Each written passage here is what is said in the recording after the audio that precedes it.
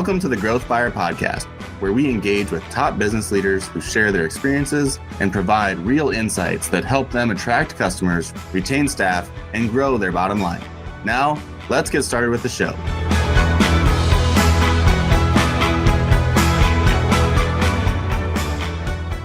Hi there, I'm Kevin Horrigan, host of the show, where I featured inspiring business leaders from various backgrounds and industries who are willing to share their stories and insights. Our podcast today is brought to you by Spinutech. Spinutech is a digital advertising agency helping middle market and larger companies get more leads. Hey, who doesn't want more leads? And we help not only get more leads, but we help you get more customers as well. At Spinutech, we take an end-to-end digital approach, starting with your website and making sure it has the right aesthetic appeal and convincing content to help convert your visitors to action. And then we look through all your management of your media accounts, your search engine optimization, your email marketing accounts. Look to see how we can attract visitors to your website, accelerate their interest on your website to take action and eventually become a new customer. Thank you so much for your sponsorship, Spinutech. We really appreciate it. And today's guest is Julia Fitzgerald. Julia is an established C-suite executive, board advisor, and author with more than 20 years of experience in branding, digital transformation, and transformative marketing strategy. Her expertise in these areas has consistently driven growth and reinvigorated businesses across various sectors. Julia's career has involved some great brand names. She served as CMO of Build-A-Bear, the American Lung Association, as well as served as the Chief Digital Engagement Officer at Sears Holdings. As a public speaker on marketing and leadership, Julia is the author of Midsize, which shares success stories and strategies for marketing and mid-sized firms.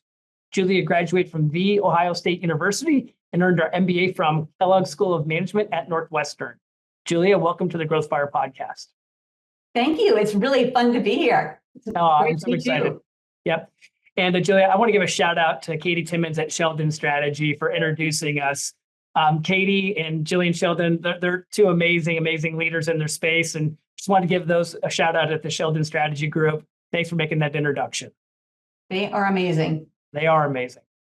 So Julia, I'm sure our audience wants know a little bit more about yourself. Where did you grow up? Maybe when you're young, Julia, what you thought you wanted to do when you aspired into your career, and just tell us a little bit about more about yourself. Sure. So young Julia hails from Dayton, Ohio, actually kind of semi-rural suburbs of Dayton, Ohio. And when I was young, not to offend any of your listeners in Dayton, Ohio, all I wanted to be was somewhere else. I just wanted to, I was a big reader. I could tell there was a big world out there. I wanted to be a part of it. So I kind of kicked off as early as high school, figuring out how to become an exchange student to Ecuador.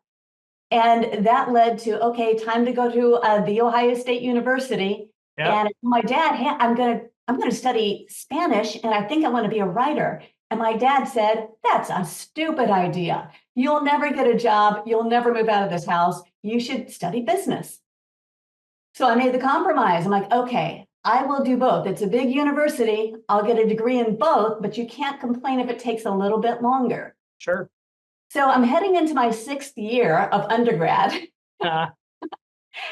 Okay, being an undergrad is the most wonderful thing because there's internships in Spain for your Spanish. There's internships in DC. There's internships out in LA. And finally, my dad calls me at one of my internships out in Los Angeles. He's like, yo, I just talked to the bursar, and it turns out you have enough credits to graduate not only yourself, but most of the Ohio State football team. So gigs up, you got to graduate. Oh, wow. Which is kind of a long way of saying through that experience, I started to figure out things that I liked and things that I didn't like. And I realized that I'm a person who loves words, ideas, and storytelling. But I also really like to see things come together and measure progress and success. And to me, man, that combination, that's marketing. It's right brain meets left brain and snap. It just kind of, I'm like, this is where I need to be. Yeah, that's an amazing story. And it's a funny story too, as well. So you spend 6 years, you're at an internship, you had plenty of internships, you're at an internship, dad calls, breaks the bad news, it's time for the graduate, you got the credits out there. What was your first gig when you went into the working world? So my first real gigs after the internships were out in Los Angeles, and I worked at two kind of back-to-back mid-sized companies.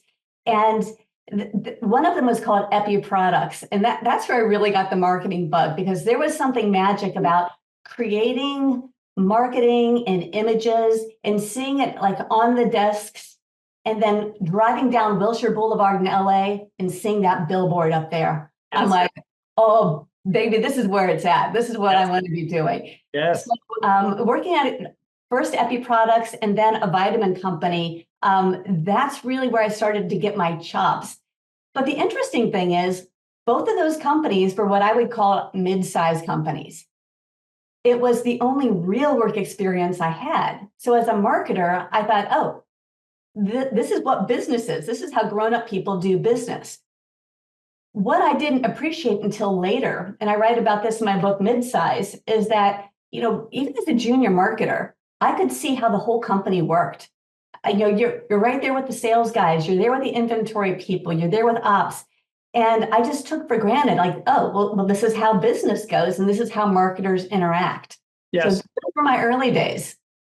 And Julie, sidebar. So you talked about, you worked for two mid-sized companies. You were in Dayton, Ohio in your upbringing, and then you were in Los Angeles. I have a judgment that if you ask someone in Dayton, Ohio, what a mid-sized company was, it might be a different answer than if you ask somebody in Los Angeles what a mid-sized company is. Can you maybe help the audience understand, what's your definition of a mid-sized company? So for me, it's a company that's between 100 million to 800 million in revenue. Okay. And I have that distinction because at that size, there's generally enough revenue where a marketer can do some interesting things to grow the business. You're not so small that you're having to be, you really can't spend, but you're also not so big that there's all of these different departments where, like, hey, I'd like to do a campaign, but I don't know what the BI groups is going to say about this. Right. So that's my definition. Yep. No, very helpful. In your career journey, we talked about working for Build-A-Bear, the American Lung Association, Sears Holdings, things of that nature. Were any of those larger than a mid-sized company? Yes, and that's where it's kind of helpful, and that's where I got my idea. Like, wow, it's a different way to operate. So right out of graduate school, graduate school kind of prepares you to go into big companies. So I joined Hallmark Cards, which is like the kindest, gentlest big company in the history of big companies, right? Sure. So that was really amazing. And then the other really large company that I had the opportunity to work with was Sears Holdings. And that's really Sears and Kmart. And wow, what a great place. However, I would spend so much of my time trying to be a nice coordinated cog with everybody else. So there was as much reflection and energy focused internally as there was externally, trying to reach customers and beat the competition and all the fun stuff marketers kind of live for. Right. That's awesome. So talking about this career, working for mid-sized and large companies, you talked a little bit about, your 6 years in school. You talked about, working with Epi and seeing the creative on Wilshire Boulevard and things of that nature. Talk a little bit more about what continued to fuel you to want to stay into the marketing industry. Well, one of the things that, you sometimes ask your folks about is like big breaks and big changes in their career. And I'd have to say there were 3 for me. So the first one is when I was out in LA at these fun mid-sized companies, realizing that I should probably invest in my future and I should probably get an MBA. And I knew enough to know what I didn't know. Sure. So, I'm just kind of on my own, like paying my rent in LA and doing junior salary. And, deciding to invest in yourself to go to a big business school is a scary thing. At least it was for me. Sure. But that was my first big break. I took a chance. I invested in myself. And I went to the Kellogg School of Business. Yes. And game changer. I learned so much. I was associated with bigger brands. I was with bigger thinkers. And I've had a lifelong network. So that was the first game changer for me. The second was when I went at, postgraduate school and after Hallmark Cards, I went into the toy industry. And I went to this great company called VTech Learning Toys. And much to my surprise, after I got there, that company was on the ropes. They were having a tough time. And the Hong Kong management and our management in the US trusted me enough that they let me take an instrumental role in a turnaround.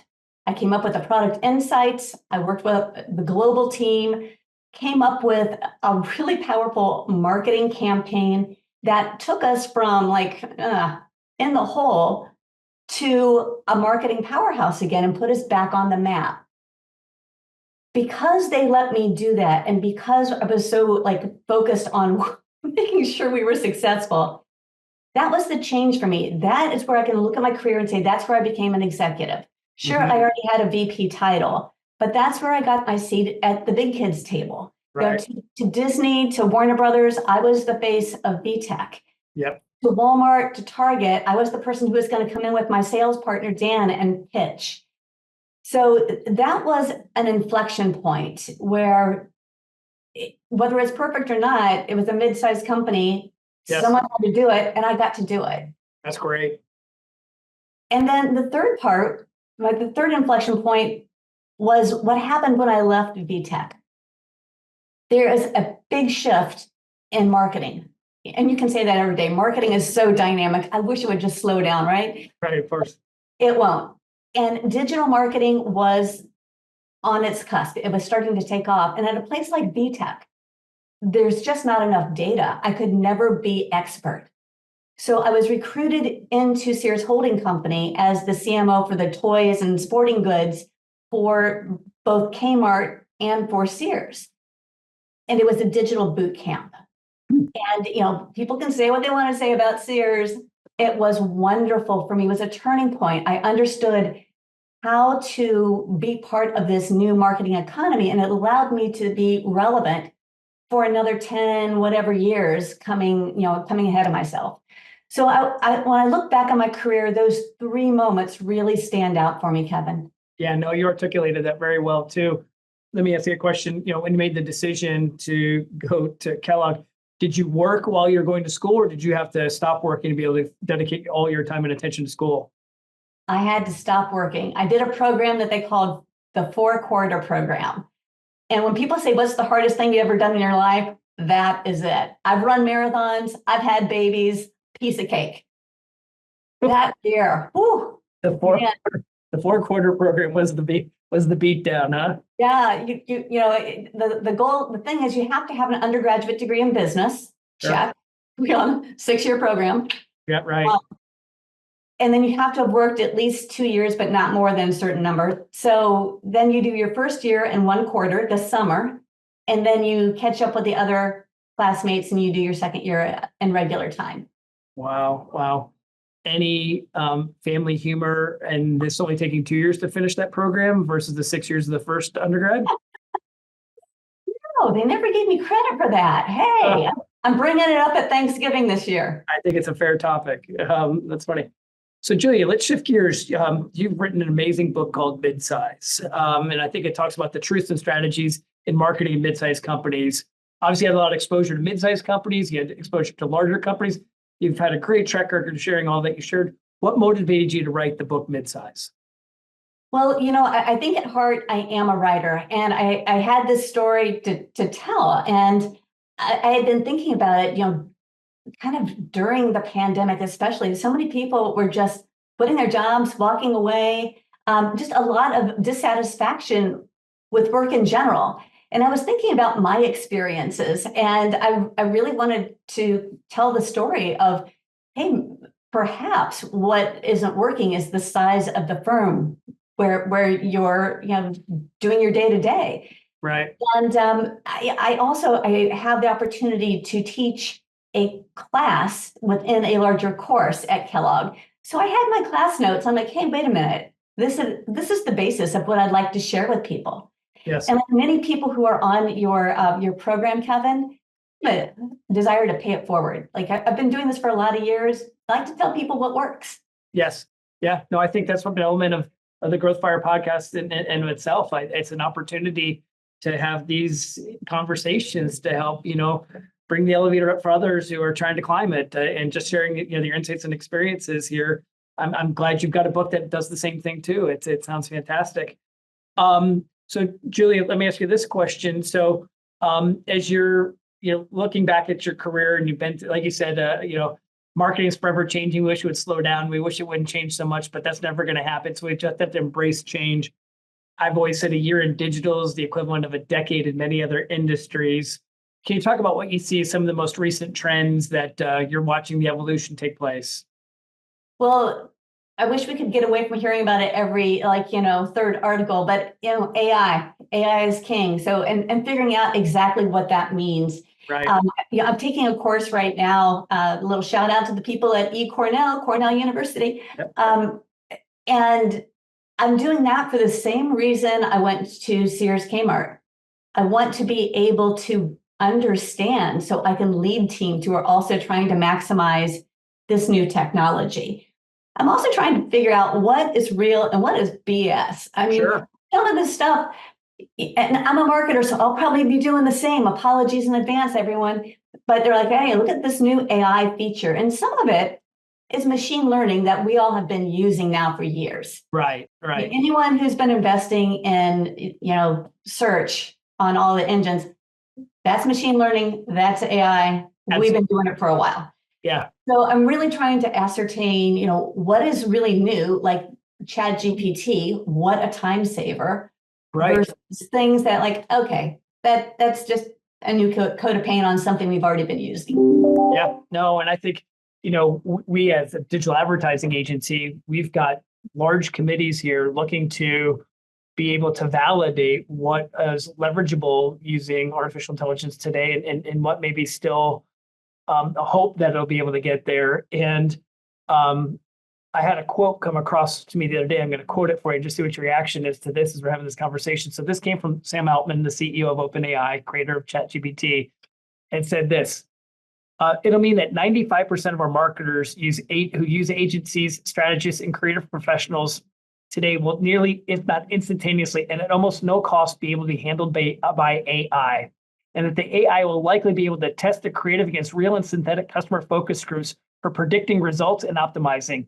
Again, all free, all instant, and nearly perfect, no problem. 95% of what marketers use today will be replaced by all free, instant, and nearly perfect. Are you experiencing that with what you're seeing with AI today? No. Yeah.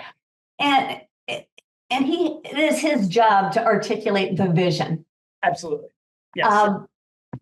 And sometimes you look at that and you're like, okay, so what are you going to do with all of those people who create, these are jobs, Right. These are industries. And those people doing those jobs and in these industries are consumers.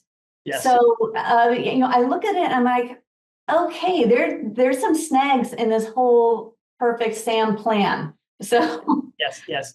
And I we'll think see he how it did it goes. real well. Like, it's his job to share the vision, whether that vision's actionable today. I think many struggle to find some of the actionability of it, but there is plenty that is actionable too. And I love the thought that you're going to Cornell and learning and having an opportunity to learn there. I think we're all trying to figure out how we can get better and how to allow this shift in marketing to take place and embrace it, but not overrepresent it and or not be able to deliver any expectations that come with that. But every day learning to see how we can leverage the tools and figure out how to implement those and helping campaigns become stronger and performance get greater. Yeah. So what I do like about it, it is fairly democratic right now. Everyone can use it. And when I was the CMO at American Lung Association, you think, okay, so a not-for-profit public health, they probably don't have that much money to work with. They probably aren't that sophisticated. Soon as I started reading, I think it was the end of 2021 when they put out that big end of November announcement, like ChatGPT, everybody come and get it. Right. So I started playing with it, and at the next staff meeting, I just pulled it up on the big board and like, okay, people, I'm going to blow your minds.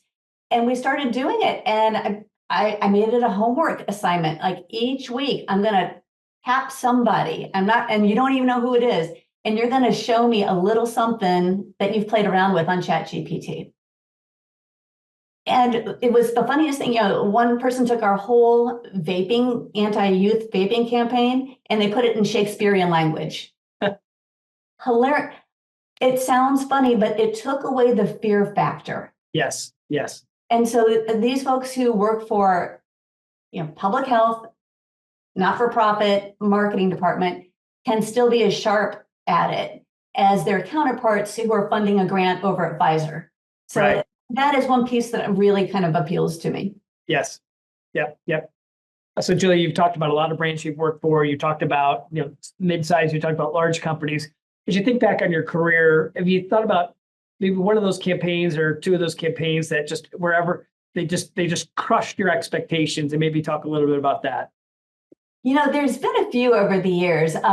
We were just talking about the American Lung Association, and that is one. I actually made a little change up in my career. I've been all kind of, B2C. Right. And then I saw this opportunity, and my father had died of lung cancer. So when I saw the American Lung Association needed a CMO, I'm like, yeah, that right there.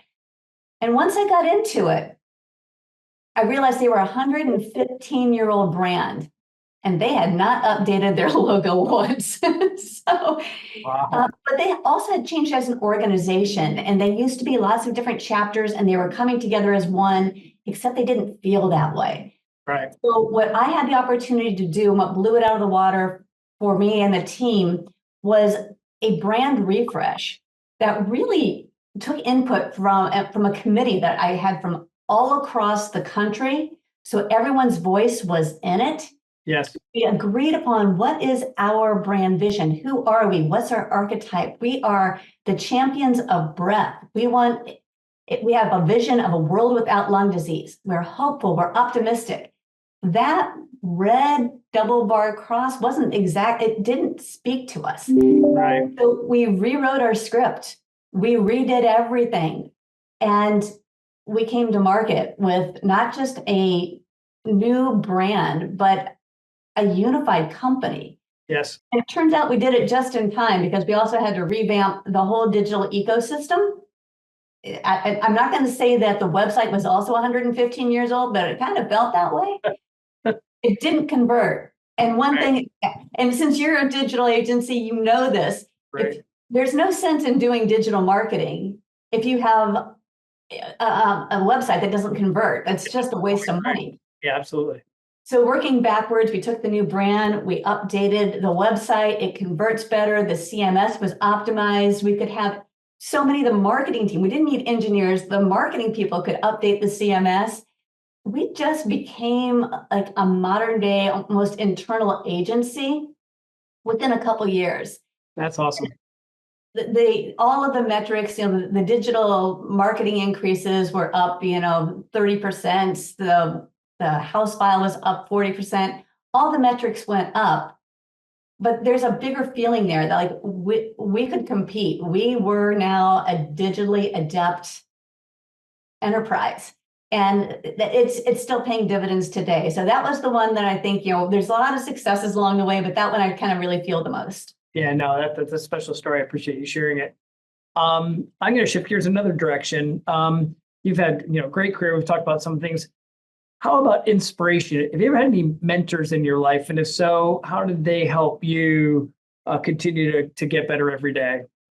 Oh, gosh, I've had so many mentors, because when you look at my resume, the first thing that comes to your mind is witness protection program.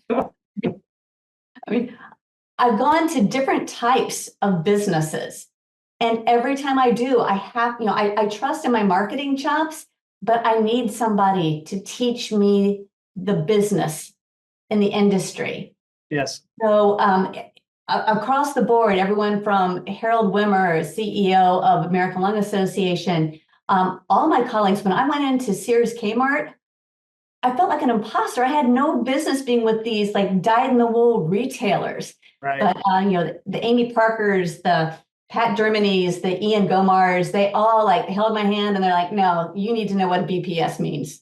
So all along, there is also another really special mentor. Her name is Mary Ellen Dugan, and she has been along the marketing CMO path as well. And Mary Ellen and I met at the Phi Mu House. We were sorority sisters at Ohio State. Wow. But, growing up and going through our careers, she became a CMO on the B2B path. Okay. And she also worked for really great companies like Landor. And whenever I was stuck someplace, whenever I'm like, hey, I got to do a rebranding thing and I've got zero money for these people, she's the person who's like, all right, here's the paradigm. Think through this and then apply.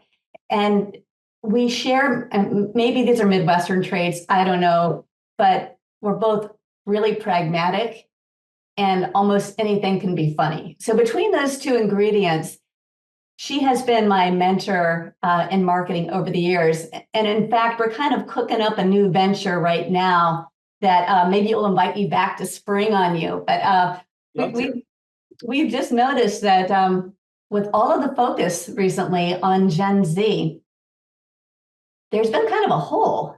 Nobody is talking about Gen X. And I'm sorry, I have a Gen Zer. I still pay for her phone bill. Right. The Gen X group is such an important market segment. And Mary Ellen and I would say woefully underserved. So maybe we can come back and talk about that someday. Yeah, no, I'd love to. That sounds very fascinating too. So going after the Gen X and trying to figure out how to, not losing sight of that huge opportunity in the marketplace. They're the ones with the platinum cards. That's all I can say. Yeah, that's a good point. That's a really good point. And you're sorority sisters together. We are. And it was so funny because when you look back at our early days, in undergrad, we both always had undergrad jobs. I was a page at the State House, but Mary Ellen was the Bud Light campus rep. Oh, wow. That wasn't the best job on campus. No doubt. And a good reason to join our sorority because, Yeah, of course. Benefits. Oh, that's interesting. Well, I appreciate you sharing that. Julia, one last question for you. So sounds like you've got access to lots of content. You challenge yourself. You're going to Cornell again right now. Where is it that you continue to find your inspiration and your insights? Gosh, a variety of places, Kevin. Podcasts like this one, where you listen to other people who have found their way and they're sharing their wisdom. So I love a podcast like Growth Fire. I have, different writers where I either listen to their podcast or now I'm starting to look them up on Substack now that I figured out what Substack is. Yep. And then I try to go to conferences and really talk to people at conferences, even the people sitting on either side of you, like, oh, hey, why are you here? What did you think of that speaker? So I use a variety of different sources because you never know where the next really big idea or the next spark is going to come from. Sure. No, I get that. And it sounds like you're back to attending conferences now that it seems like we've got that momentum's coming back and you're starting to go back to them. I am. There's something for me, maybe it is the Gen X thing where I do like to show up in person and be really present to people who are sharing their information. Yeah, no, we're watching here at our agency, Spinning Tech. We're attending a lot more activity. Our clients are back to doing that as well. And for the years where that didn't happen, it seems like the excitement, engagement, it's making up for lost time. Seems like opportunities out there for people who weren't doing it for a while, and maybe we're tired of it for a while going into the pandemic, and now that it's back out there again, there seems to be opportunity there. Great. Well, we've been talking to Julia Fitzgerald. Julia, thank you so much for spending your time with us today. I'm sure people are probably going to connect with you. What's the best way that they can reach out to you? Oh, gosh. Connect at jfitz, F-I-T-Z, 844@gmail.com. That's great. Julia, thank you so much for being a guest on the Growth Fire podcast. We appreciate your time. We appreciate your insights, and we wish you continued success on your journey. Thanks. It's been a lot of fun, Kevin. Thanks for having me. Thanks for joining. Thanks for listening to the Growth Fire podcast. We'll see you again next time, and be sure to click subscribe to get future episodes.